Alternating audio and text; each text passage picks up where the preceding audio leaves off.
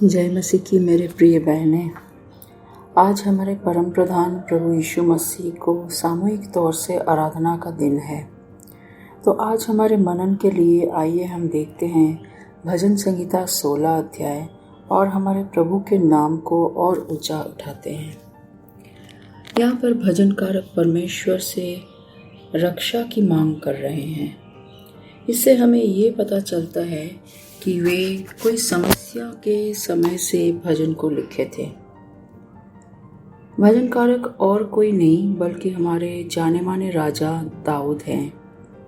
पहला आयत में दाऊद रक्षा की मांग करते हैं। वे जानते हैं कि वो नहीं डगमगाएंगे। 8वीं आयत में हम इस तरह से देखते हैं और 10वीं आयत में हम देखते हैं कि उनको पुनरुत्थान की आत्मविश्वास भी था। और इस भजन का मूल विषय निराशा या शिकायत नहीं बल्कि बसे हुए आनंद है। समस्याओं में होते हुए भी दाऊद को परमेश्वर के प्रति एक स्तुति रूपी आत्मविश्वास था। किसी प्रभु के दास ने इस तरह से कहा कि परमेश्वर पर भरोसा रखना उनको सर्वोच्च सम्मान देने की बराबर है। ये उनके सिर पर एक मुकुट डालने की बराबर है। दूसरी आयत में हम देखते हैं दाऊद कह रहे हैं कि तू ही मेरा प्रभु है, तेरे सिवा मेरी भलाई कहीं नहीं। दाऊद जानते थे कि उनका सबसे उत्तम और सारे भलाई कुछ भी नहीं है परमेश्वर को छोड़ के।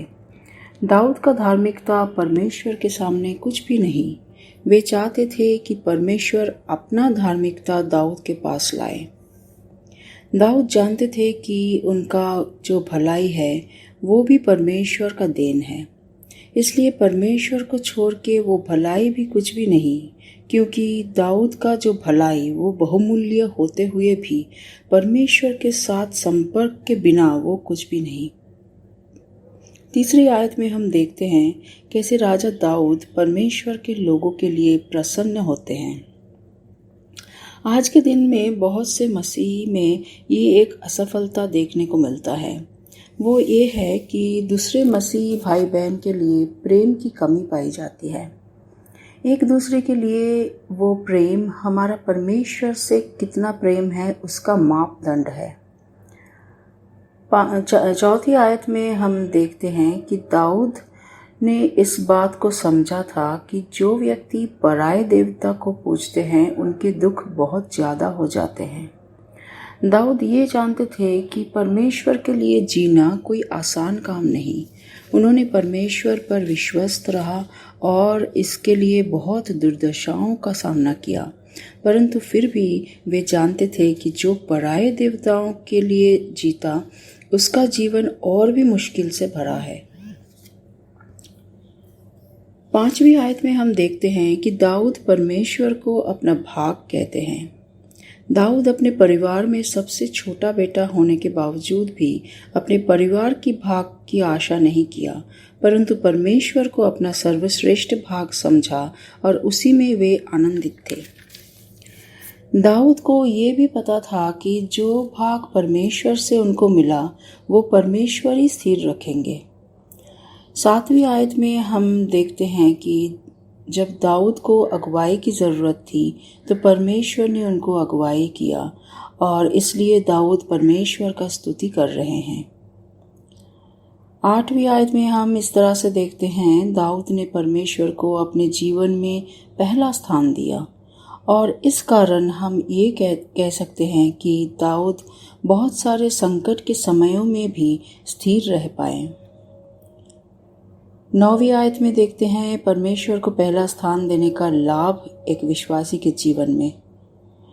ये एक आनंद और महिमा से जैसे दाऊद के जीवन को भर दिया, उसी तरह हर एक विश्वासी जो प्रभु को पहला स्थान देते हैं इस जीवन में, वो कोई भी संकट में या मुसीबतों में क्यों न हो, हर समय आनंदित और मगन रहता है। दाऊद अपने शरीर के चयन के बारे में भी बोलते हैं, जो भी परमेश्वर को जीवन में पहला स्थान देने का प्रतिफल है। 10वीं आयत में दाऊद अपना आत्मविश्वास को और एक ऊंचे स्तर पे लेके जाते हैं। यहाँ कहते हुए परमेश्वर को ये बोलते हैं कि उनके प्राण को अधोलोक में सड़ने के लिए परमेश्वर नहीं छोड़ेंगे। जो परमेश्वर का भक्त है उनका प्राण कभी भी परमेश्वर अधोलोक में सड़ने के लिए नहीं छोड़ेंगे। और 11वीं आयत में हम देखते हैं कि राजा दाऊद जो बोलते हैं उससे साफ मालूम होता है कि जीवन का रास्ता एक विश्वासी के जीवन में अभी और अनंत काल की जीवन में बहुत ही सुखदायक है, और वो सुख सिर्फ और सिर्फ परमेश्वर के दाहिने हाथ अर्थात उनकी उपस्थिति से मिलता है। तो आइए मेरे प्रिय बहनें, हम परमेश्वर को अपना जीवन दोबारा समर्पण करें और अपना ये सारे लाभ को हम उठाएं जो भजनकारक दाऊद उठाए थे उनके जीवन में। आइए हम पूर्ण रीति से परमेश्वर का स्तुति, उनका गुणानुवाद और हमारे हृदय की धन्यवाद की भेंट चढ़ाएं। आइए हम प्रार्थना करें। हे हमारे परम प्रधान परमेश्वर प्रभु यीशु, हम धन्यवाद करते हैं प्रभु जी कि आप हमारे शरण स्थान और वो ऊंचा गढ़ हो जहाँ पर हम संकट के दिन छिप सकते हैं।